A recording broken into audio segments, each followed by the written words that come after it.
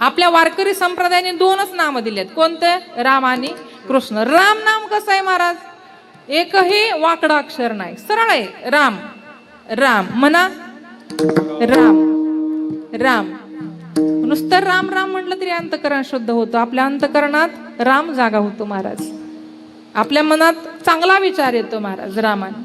आणि कृष्ण म्हणा बरं, सगळे दात पडलेले असलेले म्हणावं. एकही सरळ अक्षर नाही महाराज. कृष्ण. दोघांचा विरोधाभासच आहे महाराज. एकाचा जन्म कधी आहे? भर दुपारी 12 वाजता आणि एकाचा भर रात्री महाराज. एकाचा जन्म कारागृहवासात आणि एकाचा राजवाड्यामध्ये. आहे का कुठं कनेक्शन महाराज?